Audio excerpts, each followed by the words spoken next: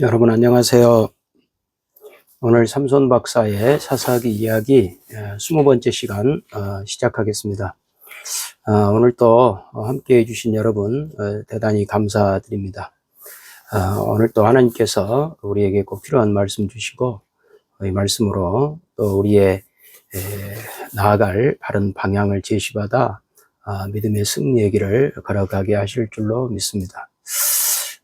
여러분, 교만과 좌절, 이것은 양극단처럼 보입니다.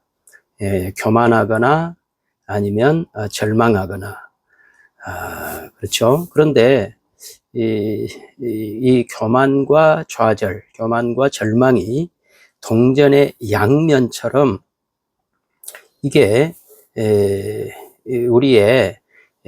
우리 속에 동시에 존재한다는 것을 생각해야 됩니다. 교만과 좌절, 이 공통점이 뭐냐면 둘 다 하나님이 없다는 거죠. 교만에도 하나님이 없고 좌절에도 절망에도 하나님이 안 계십니다. 그렇다면 이 하나님의 백성은 어떤 일이 성공하거나 어떤 일이 잘 될 때에 어떤 신앙적 태도를 가지는 것이 바람직할까요? 하나님의 백성은 하나님의 행위에 대한 공로를 자기에게 돌리지 않고 그로 인하여 어리석은 믿음 없는 교만의 길을 가지 않습니다. 다시 말씀드립니다. 하나님의 백성은 하나님의 행위에 대한 공로를 자기에게 돌리지 않고 그렇게 해서 어리석은 믿음 없는 교만의 길을 걸어가지 않습니다. 오늘은 사사기 7장 9절에서 14절 말씀을 읽어드리겠습니다. 그 밤에 여호와께서 기드온에게 이르시되 일어나 진영으로 내려가라. 내가 그것을 내 손에 넘겨주었느니라. 만일 내가 내려가기를 두려워하거든 내 부하 부라와 함께 그 진영으로 내려가서 그들이 하는 말을 들으라.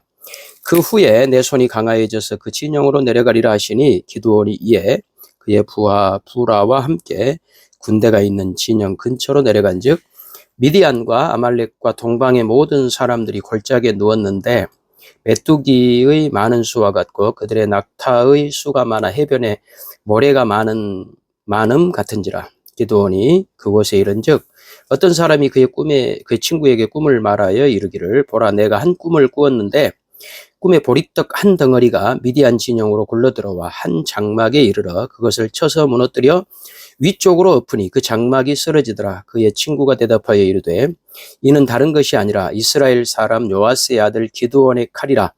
하나님이 미디안과 그 모든 진영을 그의 손에 넘겨주셨느니라 하더라. 여러분, 기드온의 300 용사라고 하는 말이 맞는지 모르겠어요. 성경에는 용사라는 말은 없어요. 어쨌든 300명의 이 군인이 미디안의 13만 5천 명을 물리친다는 것은 물리적으로 불가능합니다. 그러니까 우리가 기드온의 300명을 너무 그들이 믿음의 사람이고 그들이 용사고 그렇게 축혀 세울 필요는 없습니다. 그들은 그냥 일반적인 그냥 군사예요. 뭐 특출난 정예병도 아닌 것이죠. 그에 비하면 미드안의 이 13만 5천 명은 정말 큰 이 무리입니다. 군사이죠. 12절을 다시 보시면 미디안과 아말렉과 동방의 모든 사람들이 골짜기에 누웠는데 메뚜기의 많은 수와 같고 그들의 낙타의 수가 많아 해변에 모래가 많음 같은지라.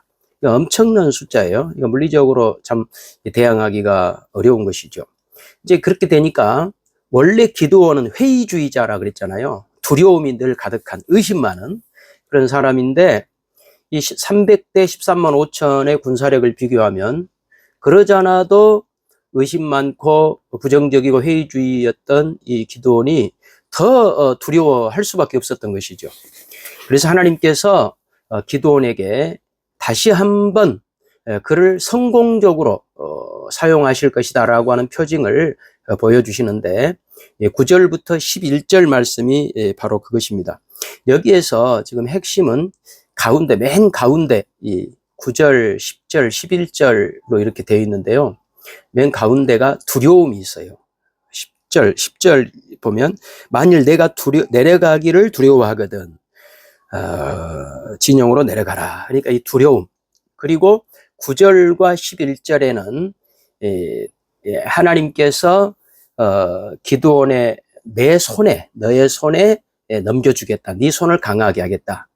라고 이 두려움을 둘러싸고 그 앞뒤로 기드온의 손, 그 손을 강하게 하겠다. 그리고 9절하고 11절에는 진영으로 내려가라. 진영으로 내려가리라. 그러니까 기드온의 두려움이 한 가운데 있고 그걸 둘러싸고 기드온의 손, 그리고 더 진영, 이렇게 구성이 되어져 있는 것이죠. 이걸 통해서 기드온의 이 두려운 문제를 기드온 스스로 해결할 수 없다는 거죠. 하나님께서 기드온의 이 두려움을 해결해 주시겠는데 어떻게 해결해 주시느냐 하면 전혀 뜻밖의 방법으로 하나님 해결하시는 거죠.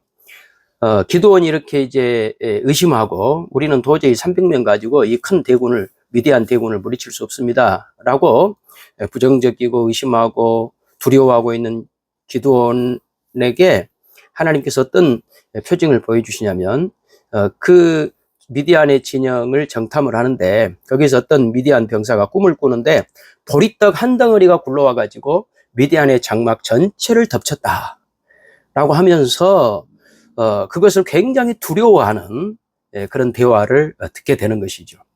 이런 것들은 사실은 그 13만 5천이라고 하는 큰 군대를 가진 그런 미디안 병사들이 보리떡 한 덩이를 두려워했다는 것은 사실 이해가 잘 안 되거든요. 근데 하나님이 그렇게 하셨다는 거죠. 그들의 그 병사들의 마음을 하나님께서 그렇게 움직이셨다. 그래서 두려워하고 있는 이 기드온의 마음에 내려가면 승리할 수 있다라고 하는 그런 확신을 심어주신 것이죠. 그리고 실제 전투가 벌어지는 20절 이하 보면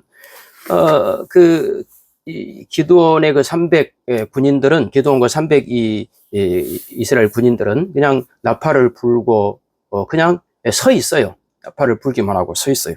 그런데 22절에 보니까 하나님께서 싸우십니다. 그 나팔이 불려질 때에 하나님이 싸우고 미디안 사람들이 도망친 거예요. 그러니까 여기에서 300명이 칼을 뽑기는 했지만 그 칼이 한 번도 쓰여지지 않아요. 하나님께서 전적으로 승리하게 하셨던 것이죠. 기드온의 군대가 가지고 있던 나팔, 항아리, 횃불, 이것이 승리의 원동력이고 그들이 칼을 가지고 나가 싸웠다라고 하는 기록이 없거든요.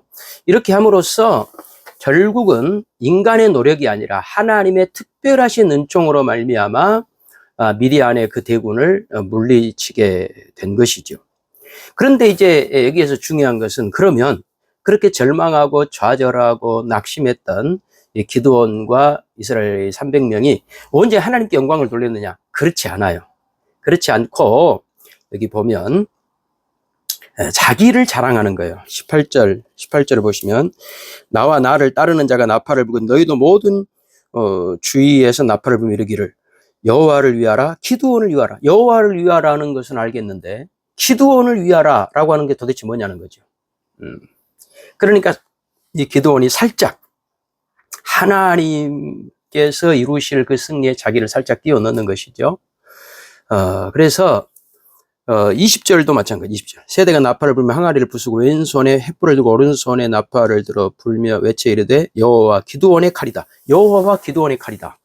여기도 기드온을 또 끼워 넣는 거죠. 이렇게 함으로써 그 하나님의 능력과 기드온의 어떤 그 위치를 이렇게 동등하게 지금 놓고 있는 것이죠. 그래서 여호와와 바알의 싸움이 이제는 여호와의 영광과 여호와의 영광을 훔치려는 자의 다툼이 되고 만 것이에요. 그러니까 기드온의 그 회의주의, 비관주의, 의심 많았던 그 절망이 이제는 과장으로 바뀐 거예요. 아까 제가 처음에 말씀드렸잖아요. 좌절과 교만, 절망과 교만은 극과 극이 같지만 그걸 뒤집으면, 절망을 뒤집는 순간 교만이 돼버리는 거죠. 이 두 가지 다 뭐가 없냐면 예, 하나님이 그 중심이 되잖아요. 우리가 중심이죠. 좌절하는데도 중심이, 거기에는 하나님이 없어요. 교만하는데도 중심에 하나님이 없어요. 제가 아주 오래 전에 제가 테니스를 좋아하는데, 테니스를 치는 어떤 멤버 중에 한 분이 그 연세가 많이 드셔가지고 저하고 이제 테니스를 치다가 쉬는 시간에 잠깐, 제가 목사니까 저하고 인생 상담을 하신 적이 있어요. 그래서 이분이 이제 원래 좋은 직장을 가지시다가 연세가 드셔서 다 정년퇴직하시고 아파트 이런 경비를 하시는데, 너무 이 사람들이 자기를 인간 대접 안 해준다는 거예요. 그러면서 새파랗게 젊은 사람들이 자기에게 막 하대를 하고 무시하고 막 그런 거를 보면서 너무 이게 이제 스트레스가 돼가지고, 내가 인생 말년에 이런 꼴을 당해야 되겠네. 그래서 죽고 싶은 생각이 너무 많이 든다는 거예요. 그래서 이게 이제 우울증으로까지 이렇게 진행이 되고 있으면서 저한테 하소연을 해요.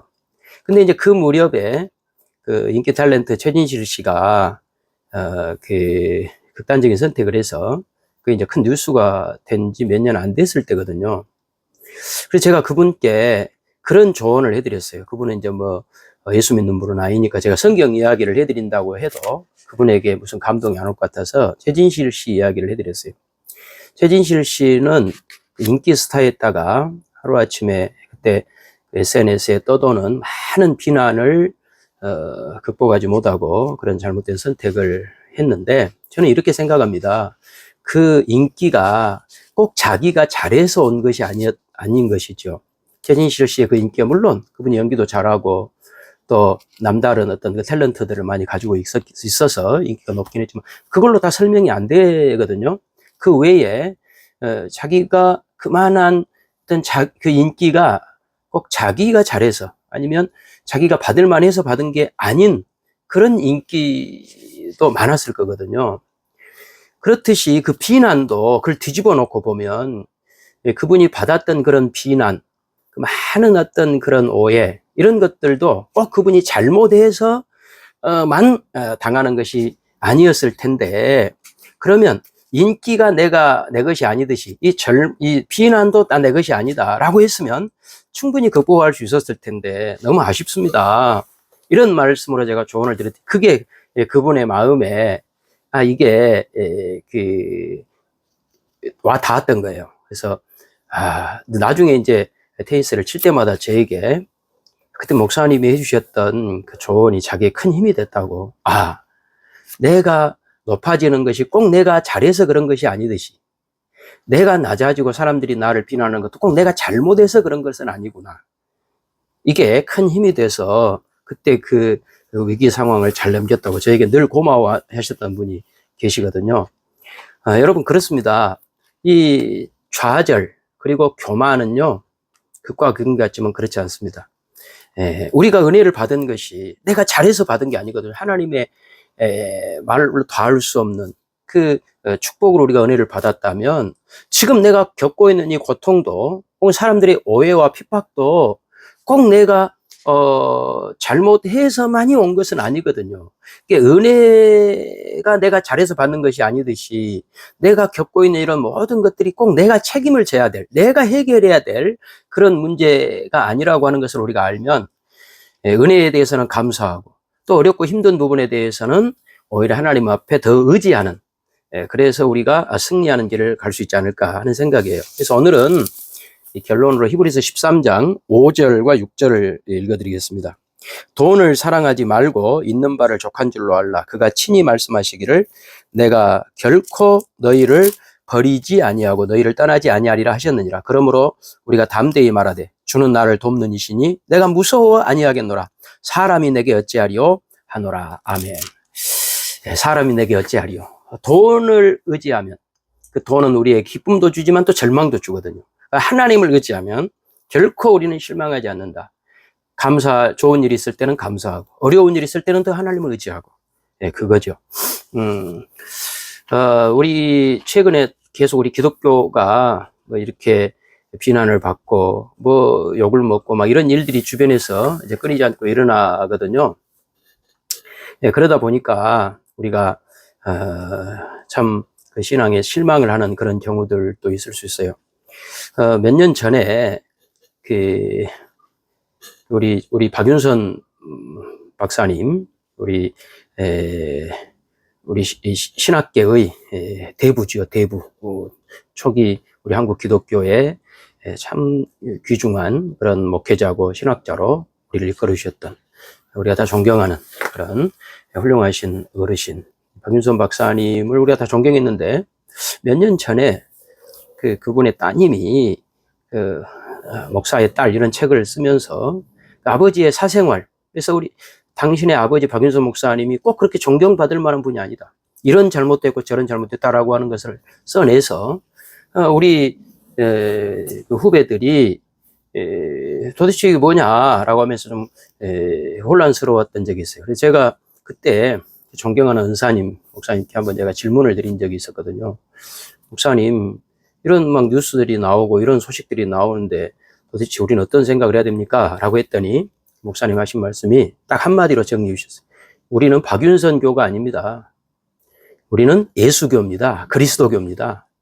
그러니 한 개인이 잘하고 잘못한 것에 너무 크게 거기에 마음을 들 필요가 없습니다. 저는 그 말씀이 저의 모든 게 해결이 됐어요. 여러분, 예수 그리스도가 우리의 중심이에요. 우리의 심장이죠. 우리 신앙의 핵심이죠. 그러니 우리가 어떤 일이 잘 될 때는 하나님이 영광을 돌리지만, 또 어떤 일이 힘들고 잘못됐을 때는 또 예수님께 우리가 도움을 구하고, 그래서 좌절과 교만, 이 두 가지는 하나님이 없다. 하나님을 믿는 사람은 중심에 하나님을 모시고, 기쁠 때는 감사하고 영광 돌리고, 어려울 때는 또 좌절할 상황이 있을 때에는 더 하나님을 찾고, 그래서 언제든지 승리의 길을 걸어갈 수 있다.